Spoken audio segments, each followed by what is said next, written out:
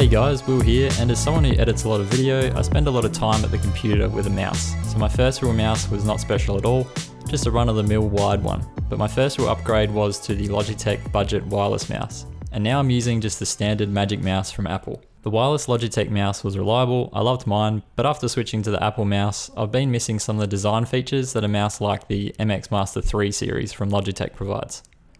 The predecessor to the MX Master 3 was the Master 2, which was an all-around great mouse as well, being used widely throughout the tech community, so I had to try it. This is the MX Master 3. You can see from first impressions, it's a good looking mouse, and that a lot of thought went into its design. Even in the commercial for Logitech's Master series, way back in version 1, the shape was being shown carved and sculpted until it was nearly perfect. This same process is used in designing high-end cars too. It's probably the best looking mouse I've seen in a long time.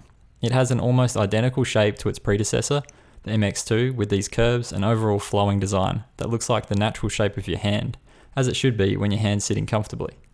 It is exclusively for right-handers only, so lefties unfortunately miss out on this one. The step curves on the thumb rest make it easy to find the perfect resting place for your hand, and is surprisingly comfortable for people with larger hands. Even if you don't though, it allows your hand to sit in a much more ergonomic position for better levels of comfort. The size of the arch is well suited for people with big hands also, and this is definitely where my current mouse falls short, with a non-existent arch, which leaves your hand in all sorts of misery by the end of the day. This of course depends on personal preference. There are a few changes that have improved the design even more though. Here's what's changed on the MX3.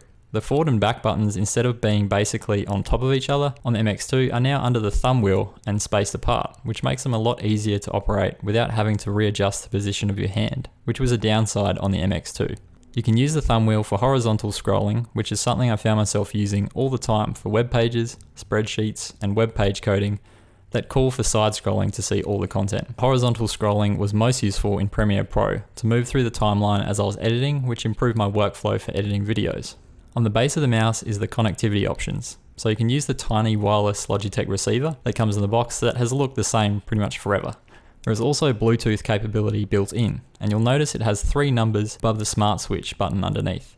That's because this mouse has internal memory that lets you live switch connecting between 3 different devices at the same time, which is one of the standout features. I have number 1 connected to my laptop, number 2 connected to my desktop, and number 3 is not connected to a device. So if it's selected, it enters pairing mode until you connect another device to it. But it's very useful, so I can see myself using it, especially if you have multiple computers next to each other.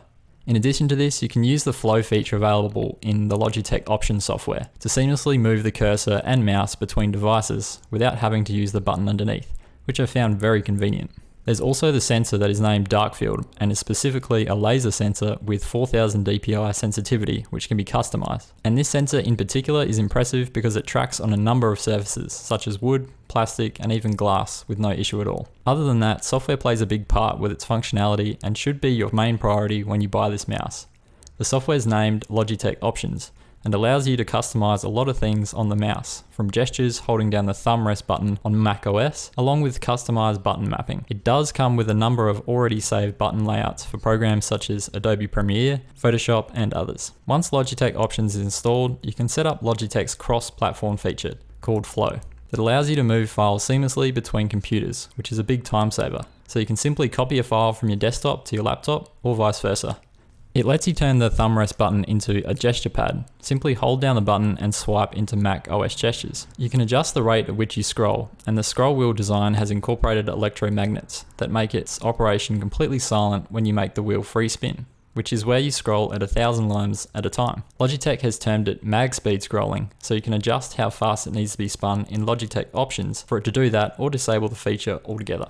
The completely silent operation of the scroll wheel is another big change compared to the MX2, where each individual click as you scrolled was audible. So if you're big on silent operation, then there's that as well. The USB-C charge port means it benefits from quick charging. Just 1 minute of charging provides up to 3 hours use, which is a statement in itself. The software also has a battery indicator, which is handy to keep track of. The internal battery is rechargeable, and from what I've seen, it lives up to its 70-day battery life, no problems at all with normal use.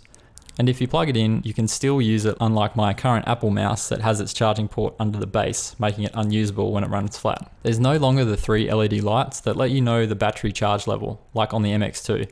Instead, there's a single LED near the thumb wheel that changes from green to red when it's 10% charge and below.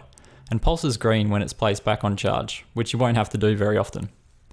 The MX Master 3 is a legend of a mouse that a lot of creators will gravitate toward.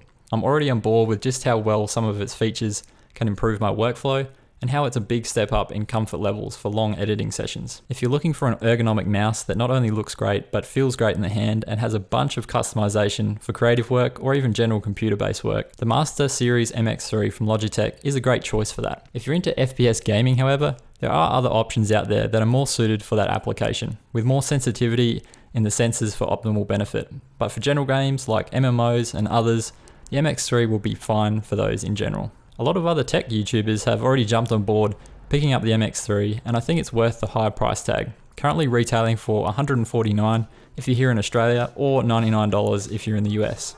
Using the MX3 reminded me how much difference a quality mouse can make when you're editing movies or just browsing the web. Thanks for watching, and now on to the next review for you guys coming soon. Don't forget to leave a like if you enjoyed this video and subscribe for more tech videos in the future. See you in the next one.